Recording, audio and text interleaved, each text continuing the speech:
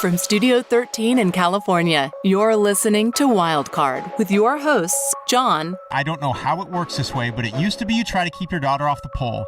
Now you try to keep her off the Instagram. And Connor. So you don't actually spell out balls in sign language. You make a gesture like you're holding big elephant balls? A show that aims to be only slightly better than your gym music. Hello, and welcome to this episode of Wild Card. On today's show, we are joined by comedian Maz Jobrani. He talks about his current tour, his new Netflix special, Immigrant, and what it's like being Iranian in a country that loves Middle Easterners oh so much. We finish it off with a game called Foreign Movie Translations. Can you guess the movie from the terrible foreign movie translation? So dust off your DVD collection and get ready to learn how to say balls in Urdu and sign language for this episode of Wild Card.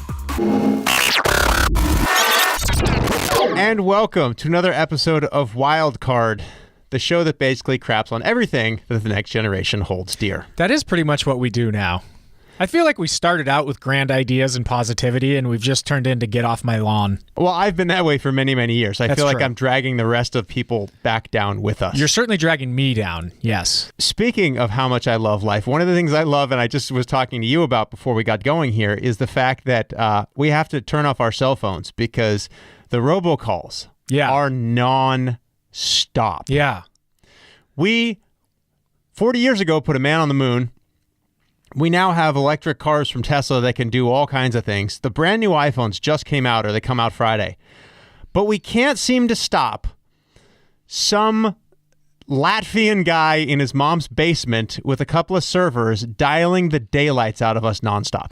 It's like whack-a-mole. There's always some new form of scammery. I mean, you remember when you used to have landlines and they would strategically call at like 6 p.m. or 7 p.m., right when you were in your house and trying to eat dinner, and it was a person. And then, like, did they ever scam pagers? I feel like they did, but I was too poor to have a pager. That's pretty poor. Yeah. Yeah, we were poor. But, you know, now it's cell phones, and then you got like the email scams. The thing, and I listened to, I think it was Planet Money did an episode about this. This new scam, which I am a victim of constantly, is the one where you get a phone call from a number that looks almost exactly like yours. They're spoofing, because it used to be like, Trenton, New Jersey calls me, right. And I'm in California. I'm like, okay, I don't know anybody in New Jersey. Nice try, robocall. You know, Chris Christie's China. not calling me. Exactly. But now it's like they pick a town that's within your geographic area. So like, oh, this is probably the vet with my dog's lab results. And then you pick up and it's like, would you like to save on your student loan debt? You are about to default. I'm not going to default because I don't have student loan debt. Yeah. Also, I'm about to be arrested by the IRS several times over. I don't know if you're getting those ones, but they are angry. The great thing is you can pay over the phone with your credit card. Or with Bitcoin. Yes. It's exactly $8,350. We learned about that. But why can't they solve... Did you get that call back? I did. That was episode 1. Apparently, it's really working down in Florida, which is hilarious. It just means there are a lot of people with secrets. That whole Bitcoin ransom thing? Yes. It apparently has been like a big problem in the Florida area, and my guess is because all the people down in Florida have secrets. See, to me, it's a complicated web that scam has weaved, because you have to think of the concentric circles of has things to hide. Okay, yes. Super gullible, and then knows how to use Bitcoin. I feel like has things to hide and knows how to use Bitcoin. There's a lot of overlap there, but yes. Super gullible? I don't know. I have many family members that check the first 2 boxes. The last box, not so much. Yeah, that's the curveball. My mother-in-law just sent her password to a text. They spoof the text now.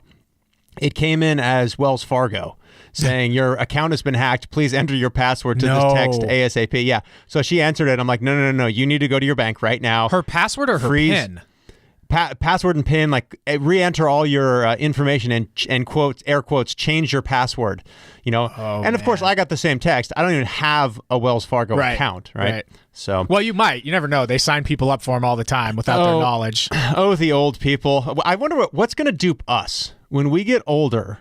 What's going to be the scam? Like your daughter sent you a Snapchat, open now. And you're just like, oh, I want to see that. Damn it, virus. I don't know. We're screwed either way, though. I'm pretty excited. Today on the show, we have a pretty awesome guest. He has a Netflix special out right now. He is a huge comedian. He's touring the country. He is from right here where we do this show in Marin. His name is Maz Jobrani, and he's going to be joining us here in just a few minutes. So I'm pretty excited. Wait, let me find my my clap with the whoop, Connor. I'm excited. I'm really excited. He's pretty funny. He's got a Netflix special out right now called Immigrant. And for our little show, it's a pretty good get. So excited to chat with him. I'm sure he's got some good stories. We should talk about some important stuff before we get to that, though. Because I have a lot of important thoughts and opinions on issues. I don't want to elevate this to a full gripe because, we have our ongoing gripe competition on the show. I don't want to bring it to that level because... well, you don't really pick on something that's dying, right? And radio is dying. So you're not like, man, Grandpa's really gassy these days. Like, Grandpa's in hospice, you jerk. That's how I feel about radio. But why is radio so terrible? They're basically like a dog that found a new toy and it chews the bejesus out of that toy for 2 weeks. And then after 2 weeks, it's just like, get that away from me. That song, I like that you're broken like me. I think I might bake you a cake. That is on every station all day, every day. Oh, so you're not talking about radio shows. You're talking about music. Music radio. Well, I blame the young people. You remember I blame everything on the young people. I know you do. You remember a few years ago when it was, now you're just somebody that I used to know. And the song would end, and I swear to God, the same station would just play it again. And you would change the station, and it would be on that station too. Yes. But it's like that all the time. They have one song that they just gnaw on until it's rotten and dead, and then they throw it in the trash bin and never play it again, and they pick the new one. Well, I think it's that there's now a recipe for songs. So they figured out, just like they figured out how to kind of track you around the world with pixels and so on. They're tracking us? You visit one site once, and you decide you don't want the product, and you go on to something else, and it kind of tracks you all over the web with this little pop-up ad. Oh, yeah, buy me again, buy me again. Yeah. Well, I think the same thing is with music. Like, they've basically distilled it down to where they know what is really catchy. And I feel like instead of actually sitting down, high on drugs, hungover from the night before, like the pros used to do the way our ancestors did it. Now, some nerd, with some sort of computer-aided design degree from MIT sits down at a computer and he goes, the formula for the hit song is 7 beats per second repeated 17 times, and then we need girl who says, and then we need boy that goes, yo, yo, do, do, do, do, do, do. And then they just mix it all together and they package it, ship it out, and it's consumable music. It doesn't have any value. You bring up an interesting point because I think we will get to the point where AI will be able to write music, and it probably won't be bad. Pretty much, I'm guessing that it already does. It may already, yeah. Alexa and children and bad music is my life right now. It's really cute too because my son can't really say Alexa, so he goes Alexa, Alexa, and he gets really pissed when she doesn't respond, and it's almost like a Me Too violation. He's like, Alexa, listen to me. But they play the same damn song over and over, and it's always this garbage packaged pop that gets stuck in your head and you can't get rid of it. The Germans have a great word for that. It's called an earworm. How do they say it? I don't know. Earworm. Gwunderflocker. But like a song that gets stuck in your head on repeat. Like Cher's Do You Believe in Life After Love? That song, no joke, has been stuck in my head for 15 years. I'm not kidding. Every so often, I'll just be like folding T-shirts, and here comes Cher out of nowhere. But isn't earworm a great term? Yeah. Music has definitely gone downhill substantially. If you didn't sound like a grumpy old person before, now you definitely do. You know what's not as good as it used to be? Anything. God, that is like the quintessential old man gripe. Yeah, music's not as good as it used to be. Well, again, and I'm not calling this a gripe. I just want to complain because I was driving here and that song came on, and I admittedly rocked out to it because it's kind of jazzy, and I changed the station when it ends, and the next station is playing the exact same song. Just started right over. A lot of radio is bankrupt, and so I think they might be programming a lot of it with bots. With bots and with high school students. Yeah, it's weird that radio's not doing well because, our show's raking in the millions. What podcasts are killing radio? Just not our podcast.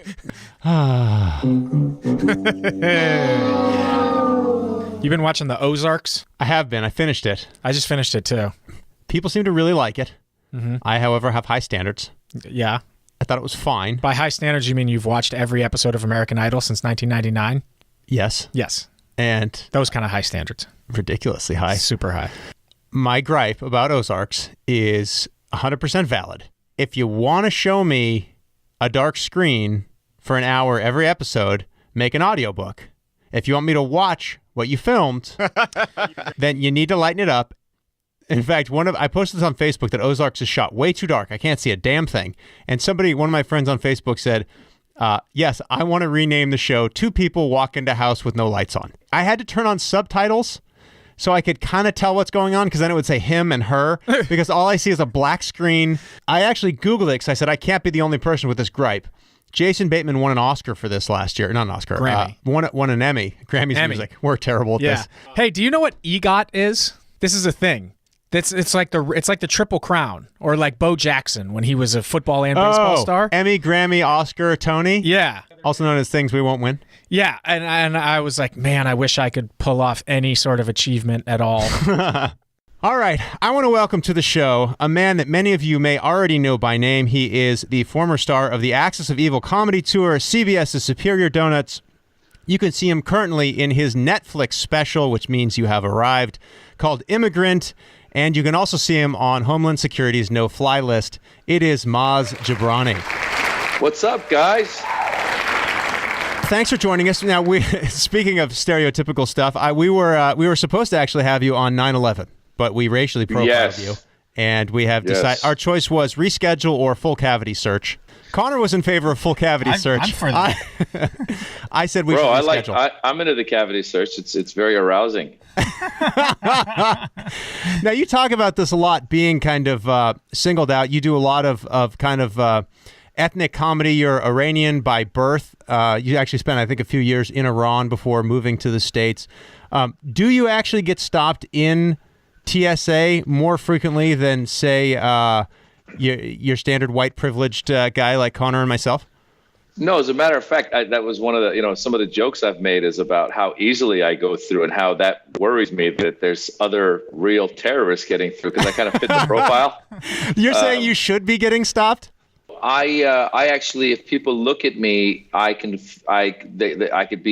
pass for Middle Eastern, I could pass for Latino. I used to do this joke about how I felt guilty after September 11th. The first time I traveled, I thought, I was like, I hadn't done anything, but I fit the profile. Because I was in my mid-20s and I was just going through the metal detector, and I was thinking someone's going to stop me for something, and I was like, do I have a gun? Am I packing weapons? Did I pay my taxes?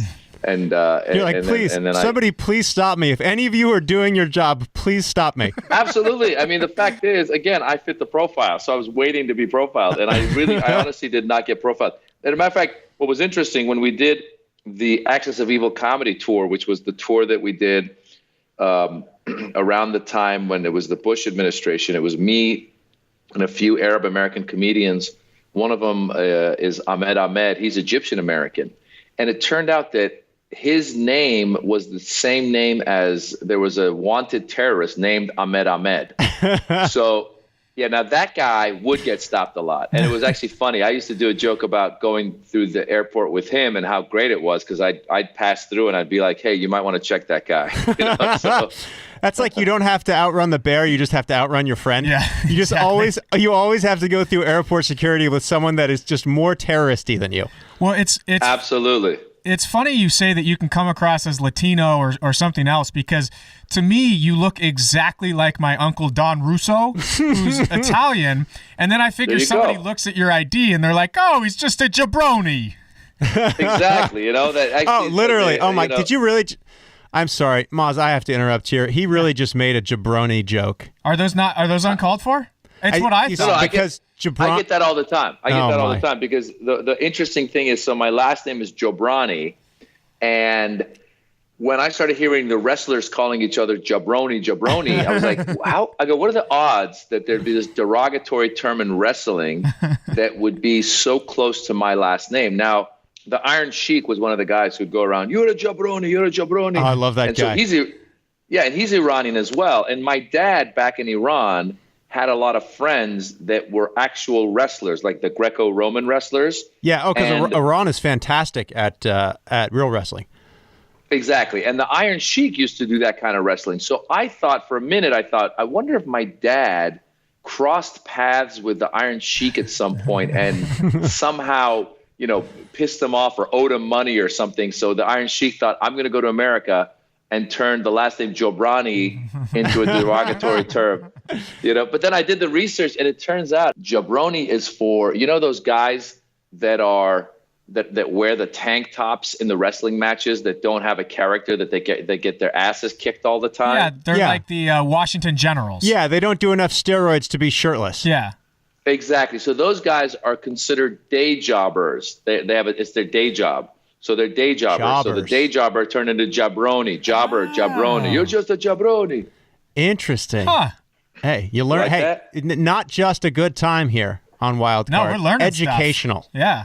So, Maz, I'm pretty excited for you. You've got a Netflix special, and there are a lot of moments, I think, in a comedian's career, getting on The Tonight Show, milestones that you reach. I feel like getting your own Netflix special is now kind of one of those, if not the milestone. And my first question is, do you have Chappelle money now? And my second question is, how did this all come about? Yes, absolutely. Every comedian gets $20 million for every special. One of the things that I think people will gather when they see my show is I just love having people from different backgrounds. And quite often I go into the audience to, if I put a word out there, like in my special, I talk about the word fart or balls. And I tell people how you say it in Persian. And then I go to the audience to find out how other people say it in Urdu or in Russian or whatever. That was my favorite. A fun moment. What was balls in Urdu? Because that was my favorite. Urdu, I believe, was gorte, like goatee, gorte. Nice, gorte. Nice. Yeah, it sounds substantial. Clearly, they're not talking about ours. The way the set comes together is you're performing it live for a year or two, and you're just building it and building it and building it. So even the stuff like when I go to the crowd and I go, "Who's here tonight?" and someone says, "Oh, I'm Mexican." Okay, how do you say balls in Spanish? And they, whatever they say, Huevos. You get used to Cojones. the whatever those are. Huevos. How do you say the ball? How do you say the Spanish? Huevos. It's not cojones? No, not cojones. It is cojones. Cojones or huevos. Huevos is eggs. Anyway, it's both, which is awkward when you're trying to order breakfast. Pilotas? Exactly. Yeah, that too. There's a lot of ways to say balls. Are you kind of so prepared when you go into the audience that you kind of know what to expect? Because you're either incredibly quick on your feet, which most comedians are, or you're kind of well prepared. Because I would be terrified if I was on stage to start riffing off of what the audience says. It's a combination of both, because you're in the pocket, you're killing it, and then you go to the audience. And now the way I describe it is it's like you're on a train and you're going on a journey, and then you go to the audience, you get off the train for a minute, you see where that takes you. And quite often that'll give you some comedy gold, and sometimes it doesn't. But you are so prepared with your set material that you can easily bring it back on the train and get back on the track. So, for example, in the special, when I'm going around and going, how do you say balls in this language, that language, this, that, and the other, a handful of those I've already heard, and I kind of have responses that are almost part of the material. But then you get things like the girl who taught us how to say balls in sign language in the middle of the show, which I had never seen before. And that just became a lot of fun. And I was so in the pocket that the way you say it looked like she was picking up elephant balls. And so that turned into one of the jokes. And so, yeah, it's a combination of both, man. 20 years of doing this, and you get comfortable going to the audience and talking. So you don't actually spell out balls in sign language. You make a gesture like you're holding big elephant That's what balls? she said. Now, again, the beauty of being a stand-up comedian is you don't have to have any research, especially in that kind of a moment. Yeah, you're not the BBC. Yeah, so if somebody tweets me and goes, "That's not how you say balls in sign language," I'm like, all right, well, I don't. As a lady said it, she was the biggest expert we had there, and we didn't. It's not a research project. It's just just us having fun. So that's part of it too. It's just being silly and fun, Have you ever had? It may have been an old Louis C.K. thing, and then Jim Jeffries has a great bit about it as well. If someone shows up to your show that is hearing impaired, the government will pay to have a signer either up at the front or on stage. And they said that nothing is worse for comedic timing, because the moment you say a weird swear word or a word like balls or fart, everyone immediately turns and looks at the signer and be like, how on earth do you say, Louis C.K. thing was like a tornado of dicks. And everyone was wondering, how on earth is this person going to sign language a tornado of dicks? And it just hilarious. It kills the flow of the whole thing. Have you ever had someone in your audience that is hearing impaired that required they have someone come stand on stage and kill all of your jokes? Well, first of all, what was funny was you just reminded me of that guy. Remember the guy who snuck into, I think it was South Africa or somewhere where Obama was. Mandela's funeral. Yeah, and the guy was next to Obama just like making hand gestures, and they go, this is not sign language. How great was that? I actually performed in Mexico at a conference. It was kind of a TED Talk kind of thing in Mexico. Yeah. It's called the City of Ideas, La Ciudad de las Ideas. And what was interesting was as I was doing my show, I look out in the audience and half the audience are wearing headphones. So it was very much like in the United Nations. They had a translator translating my show. Go super smoothly. Exactly. And so I actually at one point in the middle of my performance said, I'm sorry, but are you guys, who here, raise your hand, is hearing this translated? And then a bunch of hands went up. And I said, so whatever I say, he's got to say. And they go, great. Yeah. So then I started saying I love riding naked on horseback while, feeding myself strawberries. And then the guy said it and I go, did he just say it? And they're like, yeah. I go, oh my God, that's amazing. I got into translating because I owe too much money to my drug dealer. Exactly. Stuff like that. There are some stand-ups who go up and they just have their set prepared and they go. Now, even those guys, even like a Stephen Wright or let's say, Mitch Hedberg who's passed away, or these guys who are fantastic joke writers, I guarantee you if something happened in the audience, because they're so experienced, they would be able to leave their set for a second, make a funny comment, and get back to it.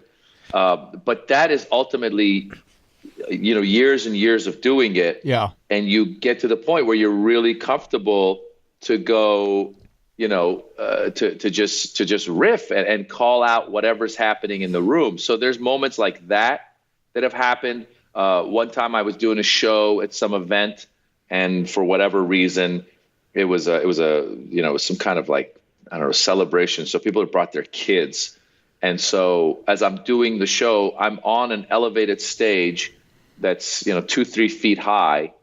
And these kids are running around during the show. They're just running around the hall. And at one point, one of the kids comes, brings a balloon and stands right in front of me. Like literally the balloon is blocking my face. And I'm going, does anyone own this kid? Like, what's going on? So you mentioned that doing a set is like being on a train. And the thing that has always amazed me with stand-up comics is your ability to go out on stage and for 60 minutes or 90 minutes, or sometimes, some of these comics will do like 2+ hours and never look at notes and just somehow remember all of this material and the way that it flows. How do you do that? It takes us a good year, sometimes 2 years to write a full hour that we feel is strong and it's ready to go. And then you put it on a special. And then once it's on a special, you are done with that. And then you go work on your next couple of hours. And the way it works is, so we all have our stories and you've told that story several times. Well, imagine as a stand-up, we tell that story sometimes 5 times, 6 times, 7 times in a week. And you refine it and refine it and refine it. And it really, you find the beats, you find the moments. Now, when you're in town, when you're in Los Angeles or New York, you get on stage and you do 15 to 20 minutes at a time because the way they do the shows here, it's not a headliner show. It's a continuous comedy show. So you got a bunch of headliners going back to back. So you'll work on a 15 or 20 minute set. But then once you hit the road, you're doing your hour-long show. You're doing that performance you just said, hour and a half, whatever that is. Basically, whether it's the special or it's not a special, if you're on tour, you've said that joke so many, you've told that story in that order so many times that it's just ingrained. And a lot of times, for me at least, there's a flow. Like right now, the current set I'm doing, I start by, again, just finding out who's in the audience. That always sets the stage for me because now I've got some people I can talk to throughout the show. But do you ever find yourself up there thinking like, oh, shit, I forgot to do this joke, or I forgot to bring that up, or I just did that out of order? Absolutely. That becomes a problem sometimes if you have a callback, which is for people who don't know, a callback is when you mention something early on in the show and then you come back later and you make a reference to it, and the audience quite often finds a lot of pleasure in that. Going, oh my God, he just brought that all the way back around. Yeah, it's like a shared experience. Yeah, exactly. So sometimes you'll get to the callback and be like, oh shit, I forgot to do the set. I didn't do that joke. I just called back something that didn't happen. I always say stand-up comedy is, the more you're zen, the more you're in the moment, the more you just let it go. And that's part of life too. It's like sometimes I say like the best sets are when it's like you're surfing. I don't surf, but I can imagine when you catch a wave, you're on that wave. Now with stand-up comedy, you just go with it. So sometimes you'll be riffing on stage and you're not thinking. The whole point is to not be thinking. Because if you're sitting there going like, oh, this next joke has to come, this next joke has to come. Or if somebody says something to you and you're on stage thinking, oh, how am I going to respond to this? Well, you're lost. You're done. But sometimes just the words come out of your mouth and you can't believe how quickly and how just perfectly. Oh my God! Sorry, guys. That's all right. If you need to take it real quick. I think it's call. What are they called? A junk call. Yeah. We were just talking about those. We were talking about robocalls before you joined. And callback, dude. Modern technology has gotten insane. We've got Elon Musk putting people in rockets and are going to go to the moon. All this stuff, and somebody can't stop HealthNet from spamming me 37 times a day. I saw a piece on the news saying how there's a program these guys do where they find numbers that look familiar to you. Mm-hmm. So, for example, they'll get my 3 digits, and the calls will come from those 3 digits. Yeah. So I'm sitting there going like, oh, that could be somebody I know. Those bastards are so psychologically sophisticated because I'll get a number from like the first 3 digits of my phone number are 516 and my area code's 415. So it's like I'll get, a number that's like 415, 516, blah, blah, blah, blah. And I was like, that is, and it makes no rational sense. That's really close to my number. It must not be a robot. Yeah. No, that's the new scheme. And it's funny because I'll look at it coming in and I'm like, why am I calling myself? Bastards. I don't really want to talk to myself, but I guess I have to. So, Maz, you mentioned that part of the new thing you're working on right now is talking about getting older. This is something near and dear to my heart because I am experiencing this. I feel like the past few years I am going to hell in a handbasket. What's happening in your life right now that's making you feel extra young? And I mean that facetiously. What's crazy is mentally speaking, there's so many of those moments where you go, what? Like, September 11th was in 2000. That was 17 years ago. Isn't that insane?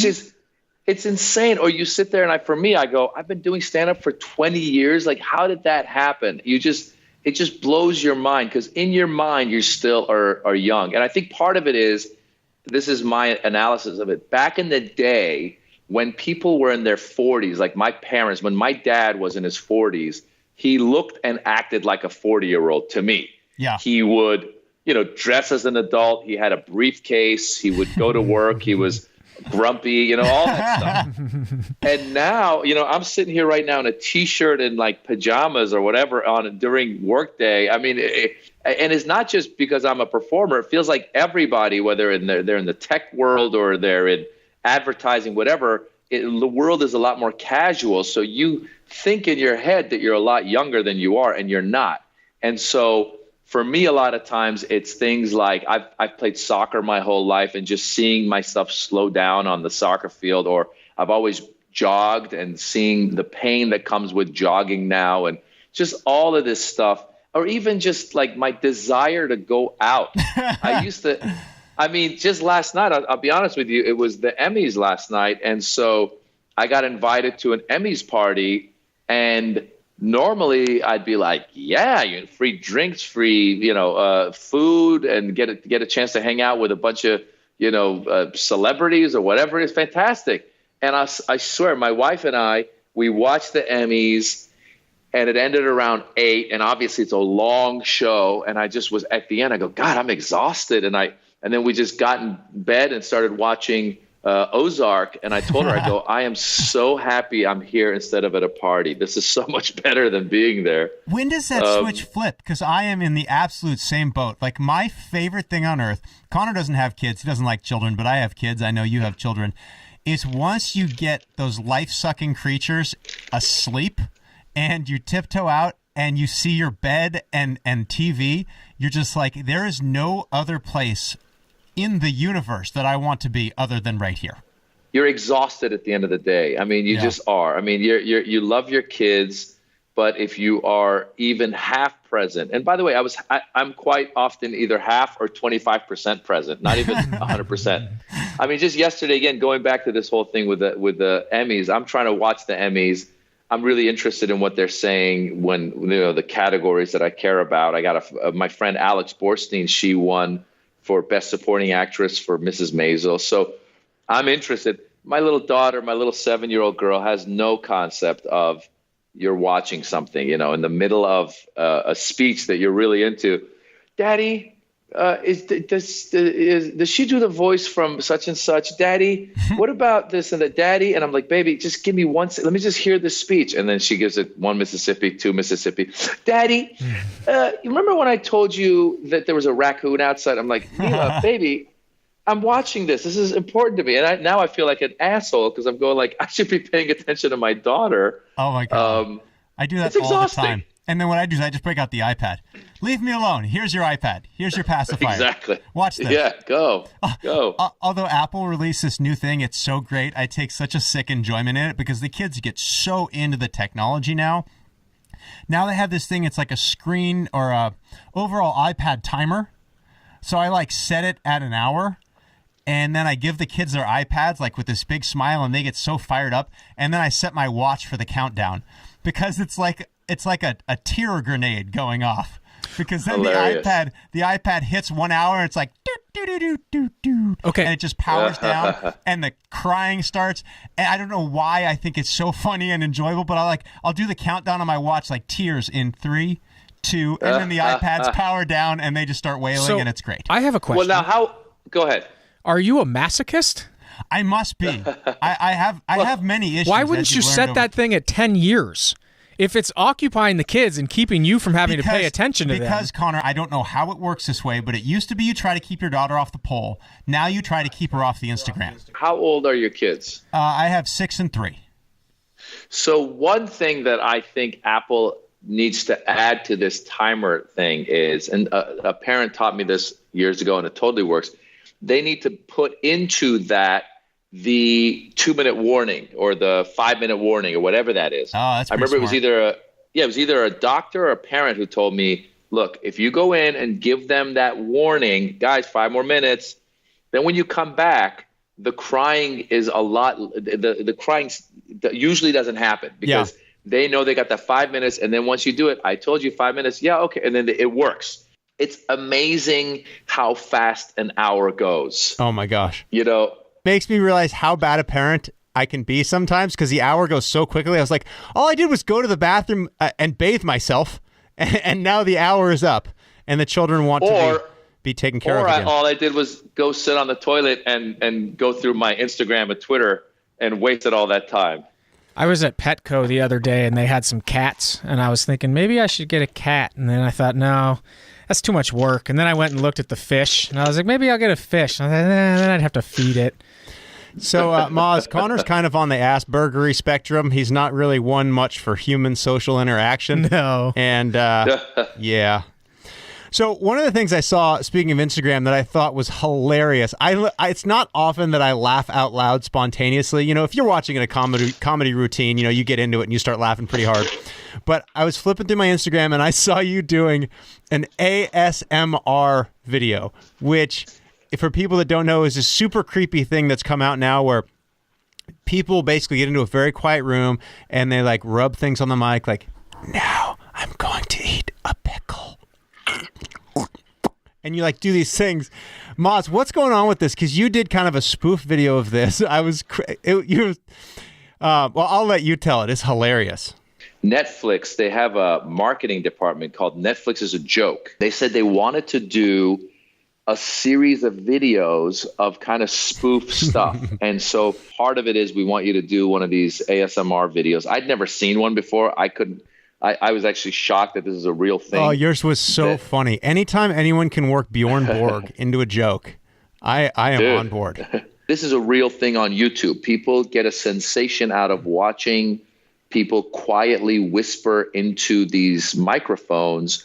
And I guess part of it is maybe you're leaning in and people say they get a tingly sensation. It's almost an erotic thing that's happening where someone is just talking very quietly into a microphone. And what they said to us, they said, could you do a joke that you've done in the past and just tell it in a whisper? And so, yeah, I did a joke on one of my specials. I think it was I'm Not a Terrorist, but I've played one on TV. That special. When I was a kid, I was a big fan of Bjorn Borg, who a lot of the younger people don't even know who he is, but he was a tennis champion, as you know. I was at the airport, and I look over, and they had Borg underwear, Bjorn Borg underwear. Oh, so this is a real thing. This is born out of reality. Okay. All my material comes from reality. So for the ASMR, I basically told that whole joke very quietly, and it ends with me going, now when I walk down the street, my balls just play tennis with each other, and then I just go like. He's got a set of Benoit balls, and he's pretending to be Bjorn Borg's balls, walking slowly. It's pretty great. Okay, Maz. So I've got a number of questions. Question in the first: is Carrot Top the greatest comedian of all time?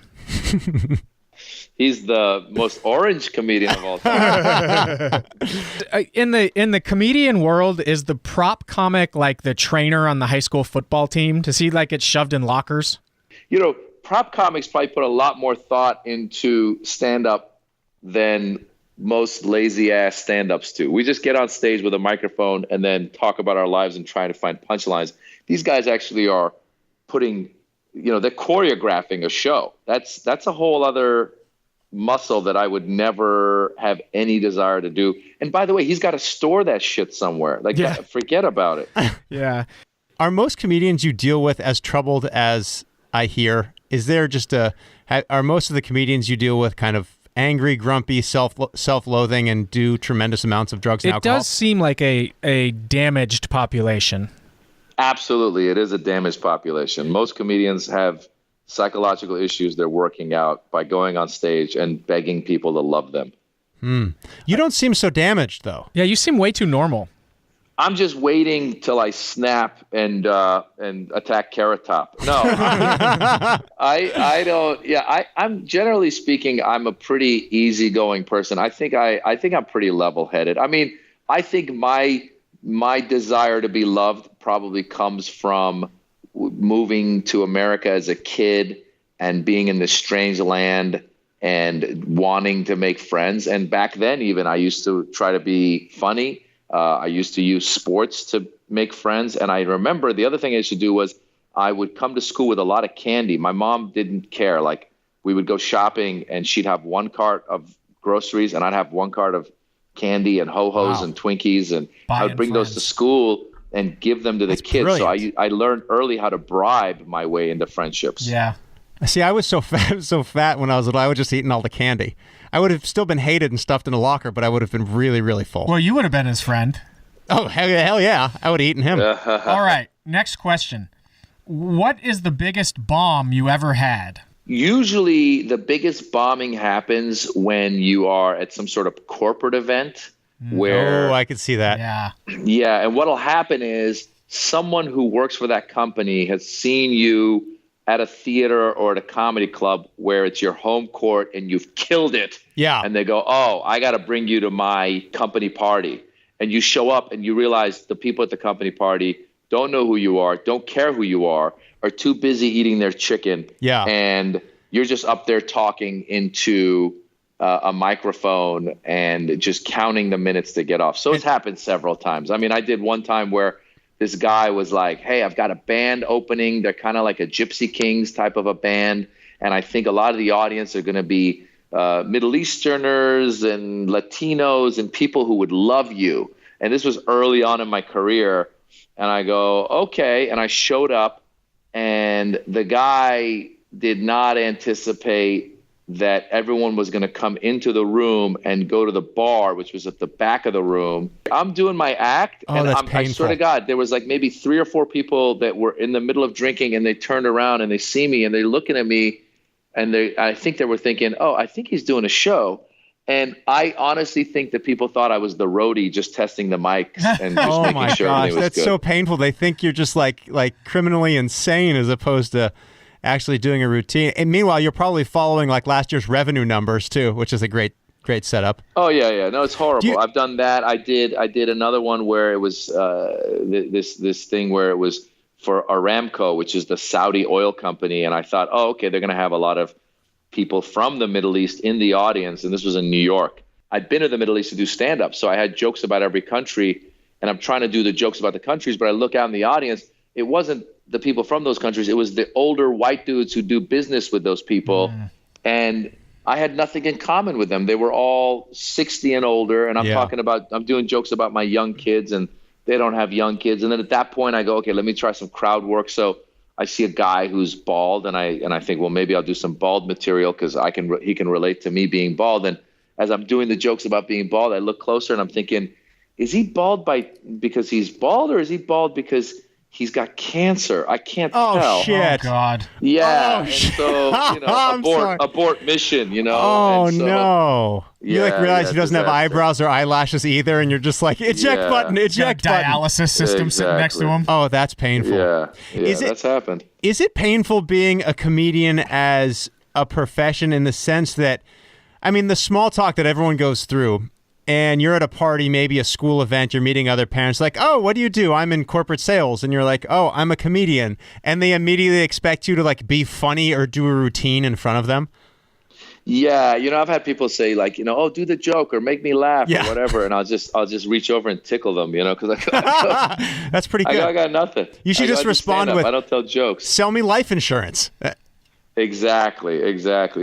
Most people know not to get all weird like that, but there are a lot of people, usually fans, that will again show up somewhere at a party and they'll be with their friend who doesn't know who you are, and that's where it gets a little awkward. They go, oh, you don't know him? Oh my God, he's the funniest Persian in the world. And I'm like, first of all, don't define me as the funniest Persian in the world. I'm a comedian. Like, just say he's a comedian. And secondly, funniest ever. Don't set up this expectation. Now this person that has no idea who I am expects me to start throwing out zingers. Yeah, do that routine you did about airport security, and you're just like sitting there, you're like, I'm not going to launch into it now. Has anyone ever given you a joke or material that was purposeful, that you're like, hey, that's actually funny, I'm going to use that? Or is it always so awful that you're like, eye roll? I have had comedians, we do this a lot, we'll be in the back of the room watching each other's act and going, oh, when you do that thing, have you thought about tagging it with X, Y, and Z? Yeah, that makes sense. And quite often that's been a good thing. Once in a while that's not been a good thing, because I've had comedians give me a tag, which then I find out that they've heard from somebody else. And I'm going, you can't give me someone else's joke, man, So that's happened as well. What do you mean by tag? I have a joke where I say, I talk about the travel ban that the Trump administration has put out against 6 or 7 countries. One of those countries is Iran. And I talk about the travel ban. I talk about how travel ban 1.0, 2.0, they keep putting new versions of it out. And 1.0, 2.0, they were all Muslim countries. And then they turned travel ban 3.0, and they added 3 new countries to try and prove that they're not anti-Muslim. So the 3 new countries that the Trump administration added to travel ban 3.0, and this is all real, they added North Korea, which I didn't know they were coming, but I guess now they really can't come. And then I'm pretty sure they get shot trying to leave their country. We've established that. Exactly. And then they added Venezuelan diplomats. So I go, just 10 dudes from Venezuela can't come. And then they added Chad, which I didn't even know Chad was a country. I thought Chad was a guy. Chad actually turns out is not a guy. It's a Muslim country in Africa.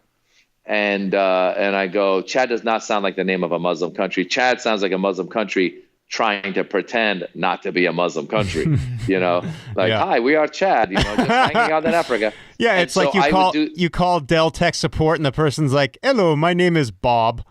Exactly. My name is Chad. So that was the bit. And then Neil Brennan, who's a buddy of mine who does stand up, he, I think, saw it one time. He's like, you should add to that Chad is hanging out in Africa with Egypt and Nigeria. I mean, Eric and Nick, further proof of other countries trying to sound American.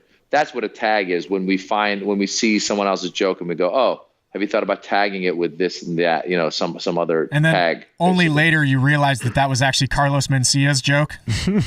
A buddy of mine years ago told me a joke about, he's like, hey, when people go into 7-Eleven and, the guy's an Indian guy working back there and they'll be like racist about it. They'll be like, give me, give me a pack of Marlboros, you stupid Indian, whatever. They do the Indian voice and He said, I wonder if there's an American dude working at a 7-Eleven in India, and they're walking in and going like, hey, cowboy, give me the whatever it is, just flipping it. Yeah. And I was like, oh, that's kind of a funny concept. And I did it a couple times. And then I happened to be listening to something, and it was an old Sam Kinison joke. Huh. And then I turned to my buddy. I go, where'd you get that joke? He's like, oh, I heard Sam Kinison do it. I go, you can't give me Sam Kinison's joke, dude. Do you find yourself having to do comedy differently in the last few years as the social justice warriors have accelerated to an unknown pace? And I noticed in watching some of your stuff on YouTube that you had to almost put a trigger warning on some of your jokes, that some of it was like, hey, now this was actually something my uncle did. I'm not characterizing all Iranians this way. Is that something you have to do now that you didn't have to do in the past?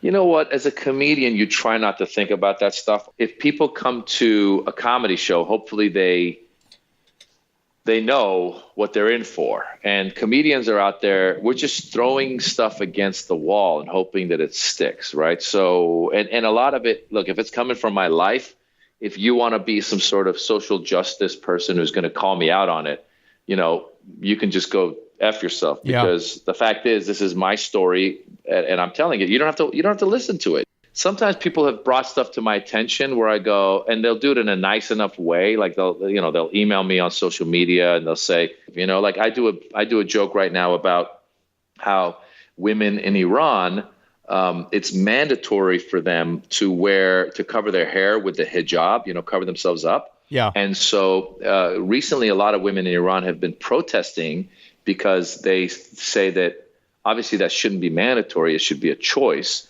And so they've been taking the hijab off, videotaping themselves, posting it online, and a lot of them have been getting in trouble for it.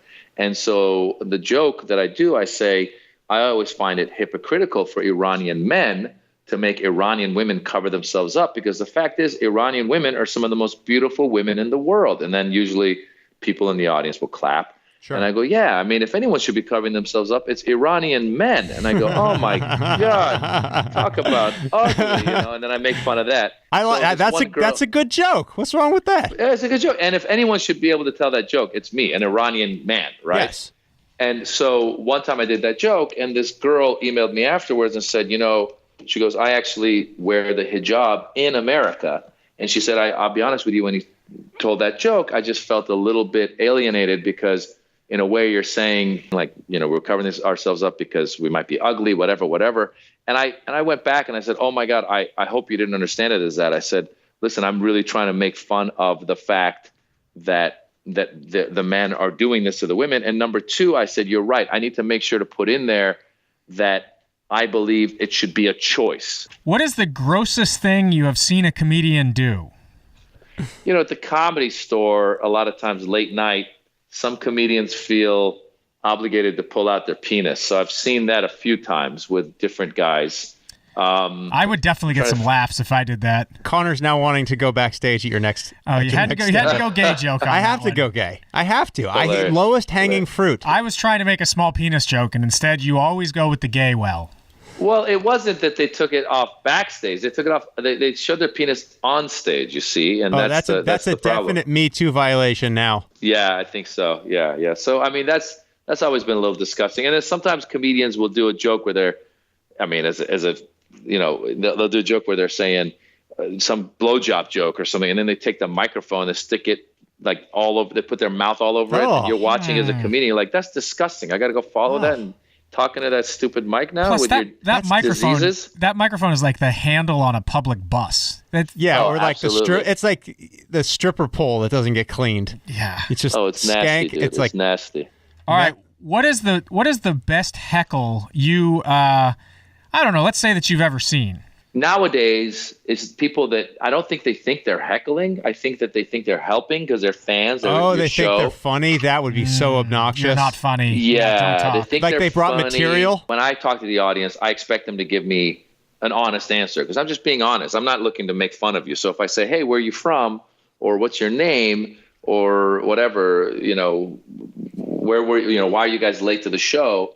I honestly just want an honest answer. I did San Francisco. I did a show in San Francisco, and I was just checking out who's in the audience. All these people in the audience. I go, "Oh, are there any Asians?" And some girl goes, "Yeah." And I go, "What's your name?" And then before she can say anything, some dude in the back goes, "Ching Chang Chung."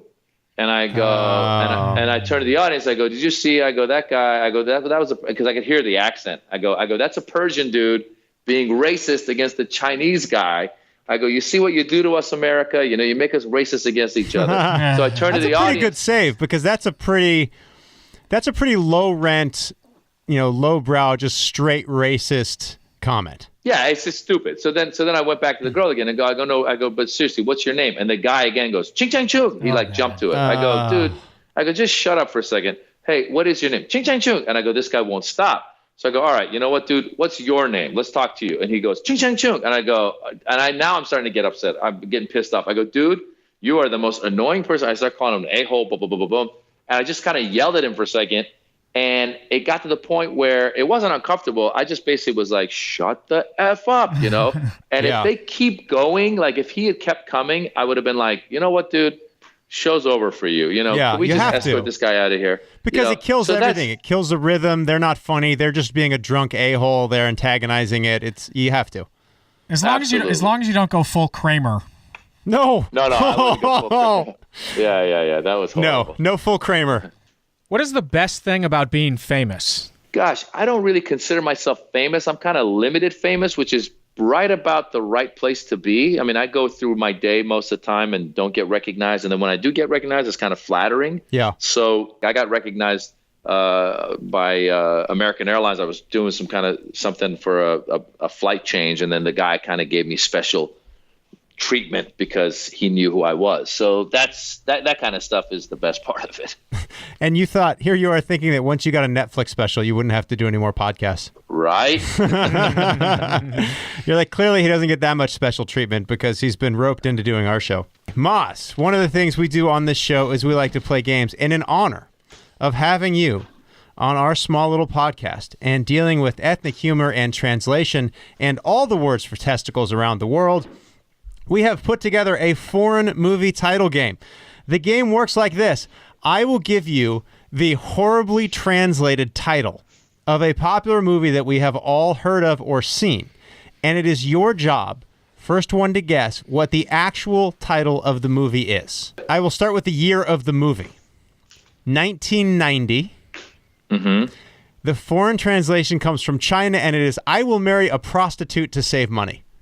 Pretty Woman. Ding. Pretty Woman. Nice. Is that why he does it? I thought he just takes her on a date because she's... Oh, they're not necessarily accurate. Oh, okay. These translations are terrible. For example, I'll give you this one because no one can ever guess it, but it was just funny. 1997, Mr. Cat Poop. Mr. Cat Poop. Cat Poop. Mrs. Doubtfire? No, this one is almost unguessable, but it's because it's as good as it gets. So it's with Jack Nicholson. Apparently, one of the words, when you translate the actual words as good as it gets into Chinese, two of those together is the word for cat poop. Wow. And so Hilarious. they actually released it as Mr. Cat Poop in China. Love it. Huh, must have done well. Okay, Connor, you'll like this one. And I've also got quotes if you can't guess the movie. China, 1997. His great device make him famous. His great no, 1997. I was going to say Boogie Nights. Yes. No! Ding. Yeah, Nice. Boogie Nights. Nice. And the quote from that movie is, Guy, you still hungry? Girl, starving. Guy, then feast on this. His great device. Czech Republic, 2003. Santa is a pervert. The Santa Claus? Oh, Bad Santa. Yes. Bad Santa, yeah. Maz is on fire. That's what I meant. The Santa Claus was Tim Allen. He's got an advantage with the translations here. 1978, Argentina. Vaseline. I have no quote from this. Let's just say it's women get really fired up whenever they play music from this movie at dances and stuff like that. Oh, Grease. Yes. Oh, nice. Grease. Vaseline. Hilarious. Grease. All right, a few more here. This one's pretty good. 1988, China translated this to mega hard. Die Hard. Yes. All right, Connor, you like these. France, 1999, the young people who traverse dimensions while wearing sunglasses. Matrix. Matrix. Yeah.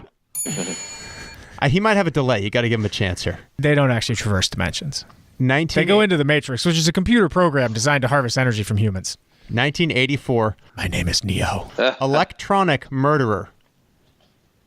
Electronic murder, 1984? Terminator. Yep. Nice. Terminator. 2007, One Night Big Belly. Knocked Up. Yes. Oh! Well done. Well done. What country was that? Poland, I think. One Something Night like Big Belly. Along those same lines, 2007, I don't know what country this is from, Super Horny. Super Bad? Yes. Nice. Super Bad. And then the last one that I like, there's two names translated that I really like. This is 2018. The first one is No for Sex. No for Sex? So this came out this year. I don't know any movies from this year. Yeah, I don't know any movies from this year either. The other name, this other one I think was from like the Czech Republic. Operation Chicken Container. Same What? movie? Same movie. No for Sex and Operation Chicken Container. Chicken Container. No for Sex. I don't know. What is that? It is Cock Blockers. Oh, my God. I haven't seen that. Is that any good? I don't know. My wife saw it on an airplane. It's probably airplane quality, you know. It's got a professional wrestler as like the lead in the movie. Good point. Well, Maz, thank you so much for joining us, putting up with our terrible games, and telling us all about your life as a stand-up comic. What is next for Maz? We know you've got your stand-up special. It's called Immigrant. It's playing right now on Netflix. I don't know. Is Superior Donuts on streamable at all?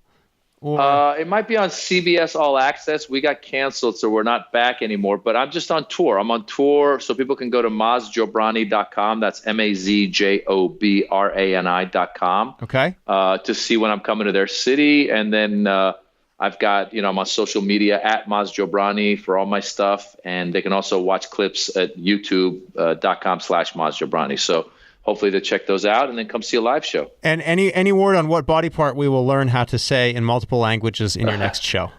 That's the surprise, my friend. All right, Maz. Well, thank you so much for being with us. It was a pleasure and really good time for us. Good luck with your shows, and we'll be back with you soon. Thanks, Maz. Have a good day, guys. Take care. Bye. Thanks for listening to Wildcard. See live podcasts and pics from the show on Instagram and Facebook, or visit us online at wildcardshow.com.